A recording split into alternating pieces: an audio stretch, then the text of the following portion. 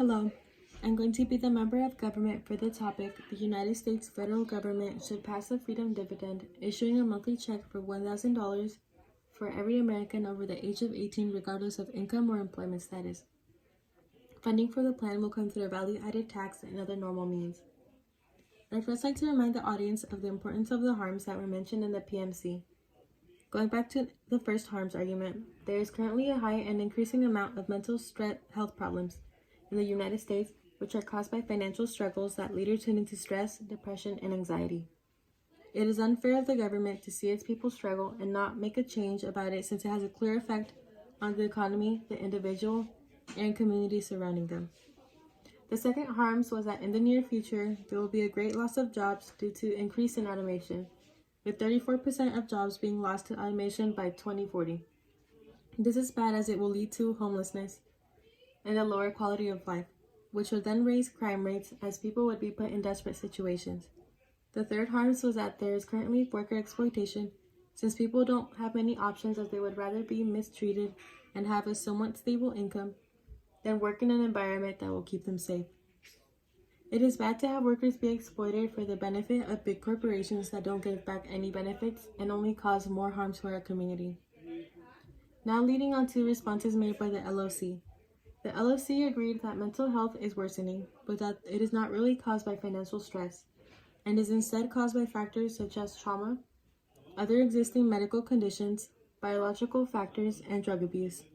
However, we would like to add on that lots of factors that lead to poor mental health have to do with financial stress. Everything revolves around money, or rather lack of. In fact, according to a Ramsey Solutions study, money arguments are the second leading cause of a divorce, only slightly behind infidelity. Financial stress breaks families apart, further causing trauma to the family, especially children, which is one of the factors that the LOC made that said that would cause poor mental health. The extra income that the Freedom Dividend would give would be more helpful than not for people seeking to better their mental health.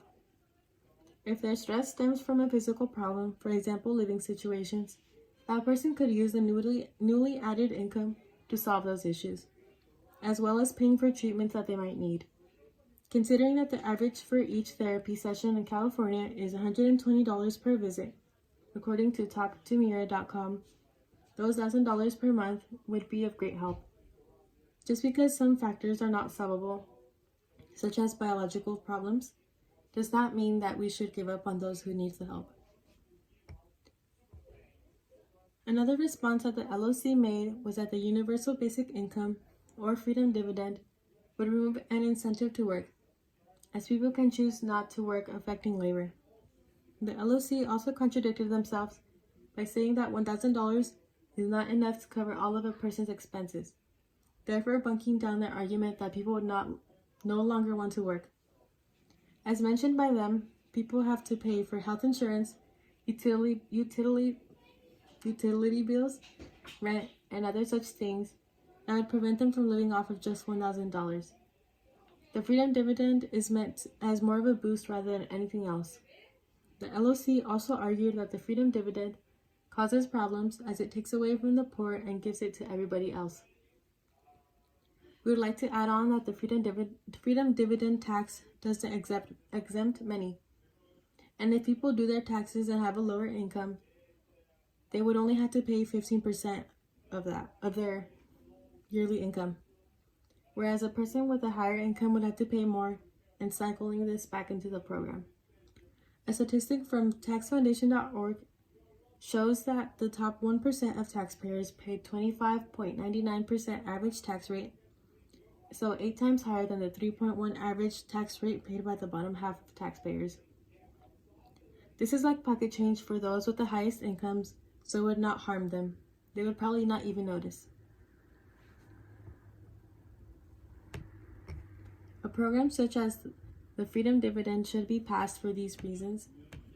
With that, I conclude the second affirmative speech and look forward to what the negative has to say. Thank you.